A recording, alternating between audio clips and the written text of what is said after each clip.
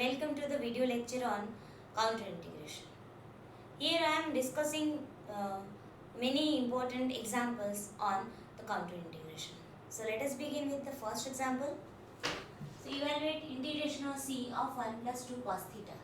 In the previous video lecture I have told you how to simplify the integration when we have the cosine term or a sine term in the numerator. How to make this easier, right? By making use of the concept of real and imaginary part. Okay, so what we do? So let us write, consider numerator. Okay, so consider a unit circle.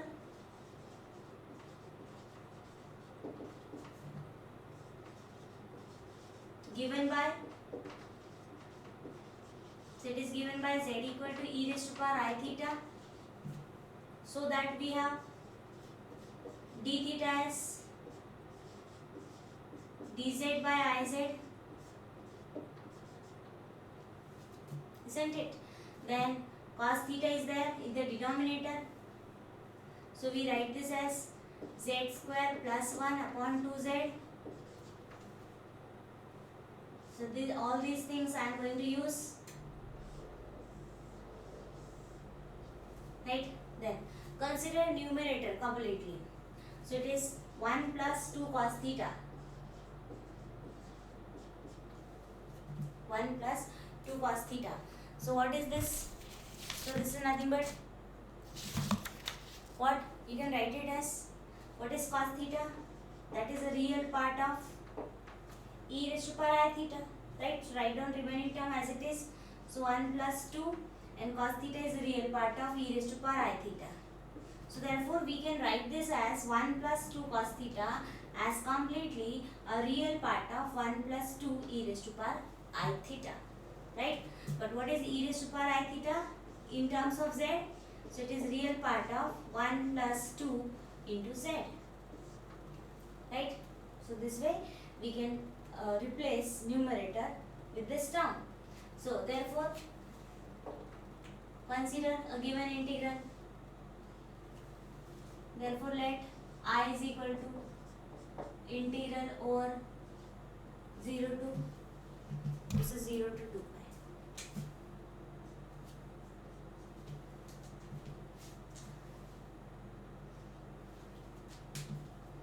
So this is 0 to 2 pi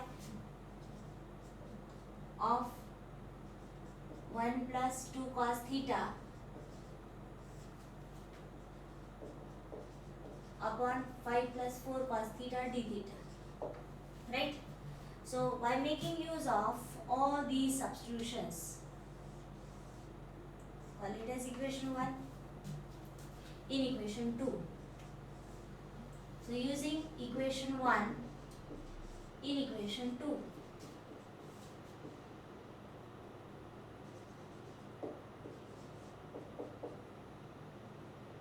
we get, yes, so what we will obtain? So I is equal to, this becomes integral over c. The numerator is a real part of 1 plus 2 into z upon the denominator 5 plus 4 cos theta is z square plus 1 upon 2z, then d theta is dz by iz. Simplify. So what this implies? I is equal to integration over c.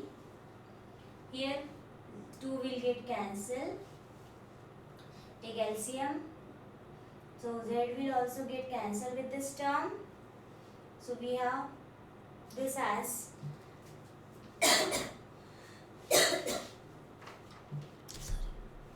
so it is real part of integration over c. I'll take 1 by I outside the integral. Then 1 plus 2z upon, here 2 is there, so 2z square. 5 will get multiplied with z, so 5z plus 2 into 1, 2. 1 by I outside dz. Right? So in this way, this complete integral is converted in the form real part of 1 by I times integration over c of f of z dz, where what is f of z? F of z is nothing but 1 plus 2z upon 2z square plus 5z plus 2. So this we call it as equation number 3, and f of z is our equation 4. So now we have obtained this form integration of c f of z dz. So let us apply Cauchy residue theorem. For that we need to first find out the pole. Let us find the pole of f of z. So the pole of f of z is given by, how to get the poles?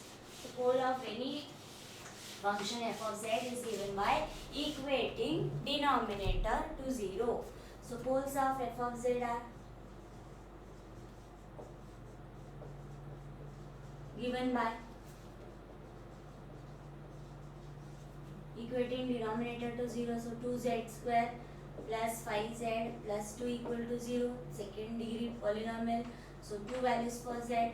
What are the two values? That is minus half and minus 2.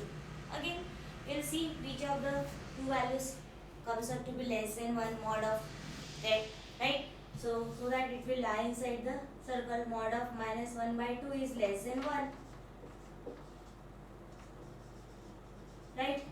So therefore, z equal to minus 1 by 2 lies within C.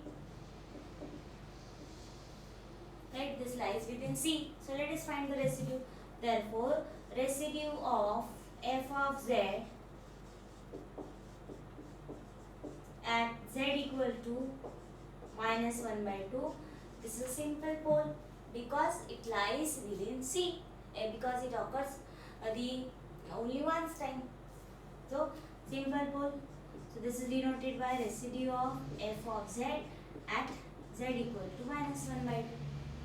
Apply the formula of simple pole for a residue. So it is limit z tends to a is minus 1 by 2. Right? Then z minus a, z minus of minus 1 by 2 into f of z. Right? So which formula we are applying here? So residue at a simple pole z equal to a is given by limit z tends to a of z minus a into f of z. This formula we are applying here. What is the value of a here? Minus 1 by 2. Okay. Next, put f of z. F of z is, you can see here f of z is, what is f of z? 1 plus 2z. So this is equal to limit z tends to minus 1 by 2. This becomes z plus 1 by 2. So which we can write as 2z plus 1 by 2. Then f of z is 1 plus 2z upon 2z square plus 5z plus 2. I already told you, when we apply the limit, we will always get 0 by 0 form. So we can simplify this by applying L'Hospital's rule, or the other process is just factorize the denominator. So what are the factors of this denominator? That is nothing but 2z plus 1 into z plus 2. This I already explained in the previous video lecture. You can refer that. Okay. So this simply implies limit z tends to minus 1 by 2. Then this is 2z plus 1 upon 2. Then this is 1 plus 2z. And the factors of denominator are 2z plus 1 into z plus 2. So this 2z plus 1 will get cancelled. Remember, when we factorize denominator, there has to be some sort of cancellation, right? So now apply the limit in the remaining term. So it is 1 plus 2 into z is minus 1 by 2 upon 2 into minus 1 by 2 plus 2. So what we will get? 2 to cancel, minus 1, 1 minus 1, 0. So what is the residue? Residue is nothing but a 0, right? So therefore residue is 0, right? So therefore what we have? Therefore by Cauchy residue theorem,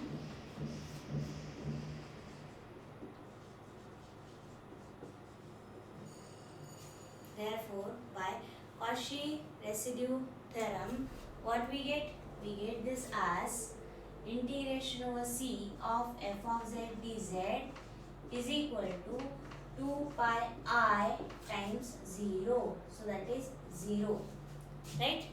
This we will substitute in equation number 3. See here equation 3.